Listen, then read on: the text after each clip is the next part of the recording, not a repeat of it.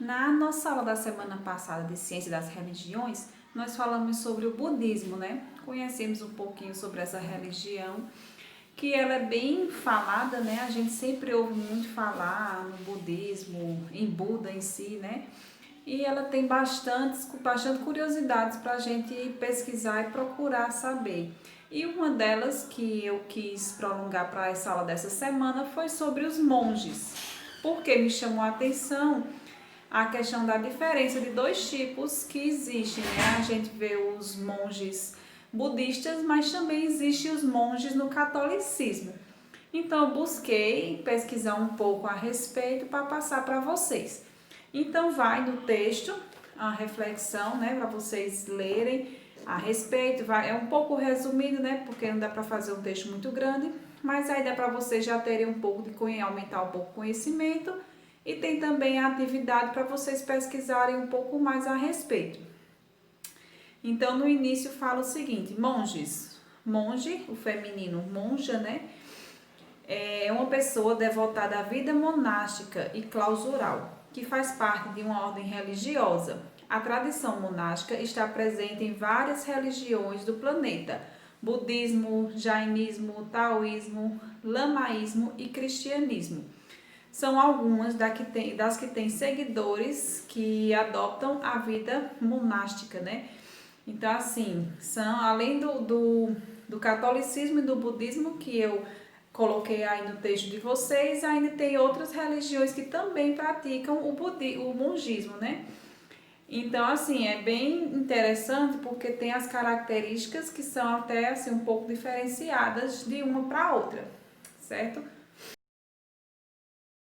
Católica tem a seguinte doutrina aí, né? Os monges católicos, que podem ser comuns ou não.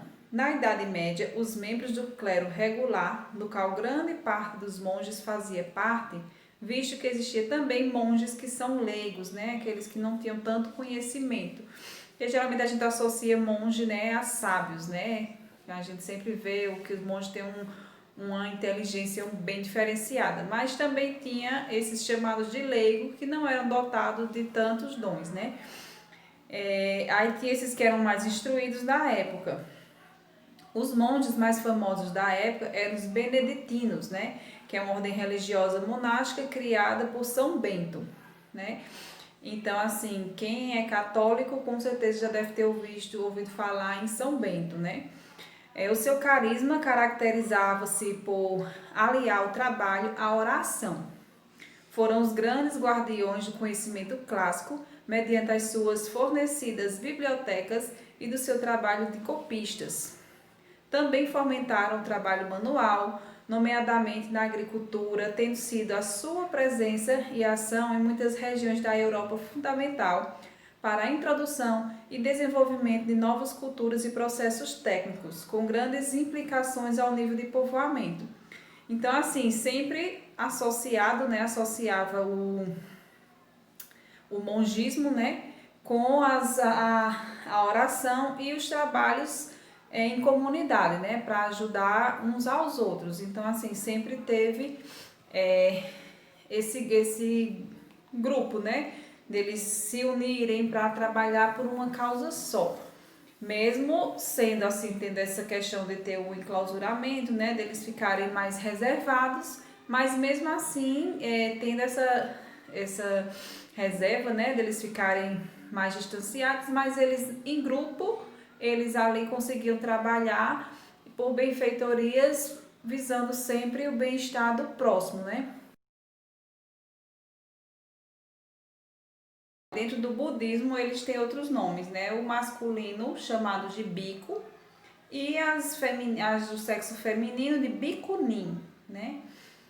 Obedecem a uma série de preceitos monásticos, isso no budismo, cujas regras básicas são chamadas de patimokkha.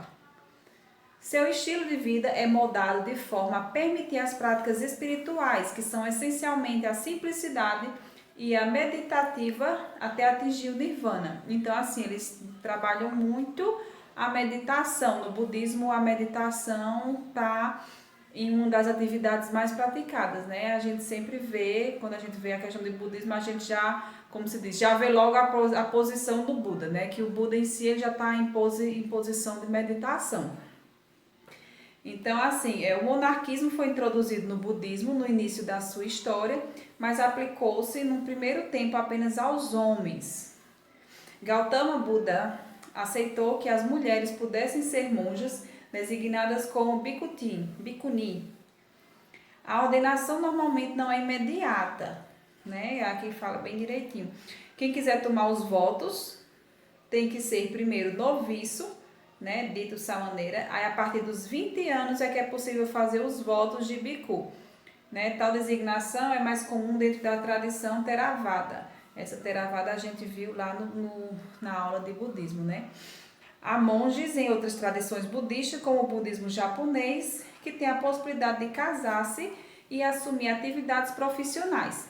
Então, assim, tem o budismo, o monge, né, dentro do budismo clássico, mas também existe o japonês, que ele tem essa questão de poder casar, formar família e tal. Porque o monge em si, ele não casa, né? Ele se dedica 100% às suas atividades dentro da escolha que eles fizeram, né? Que eles abrem mão de muitas coisas para poder seguir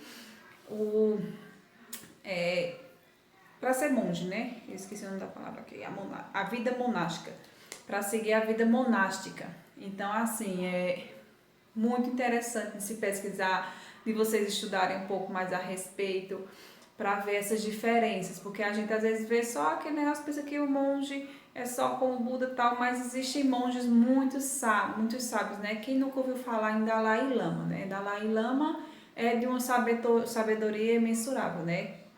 A gente fala muito a respeito dele, vê frases, vê a qualidade assim do conhecimento que ele tinha, que é uma coisa que assim que é bem comum dentro dos monges, né? Eles terem essa inteligência e esse conhecimento bem elevado. É muito legal da gente buscar esse tipo de conhecimento, procurar saber um pouco mais a respeito. É tanto que vai aí na atividade de vocês 7 questões para vocês responderem um pouco mais, para melhorar um pouco mais o conhecimento de vocês a respeito desse tema, tá certo?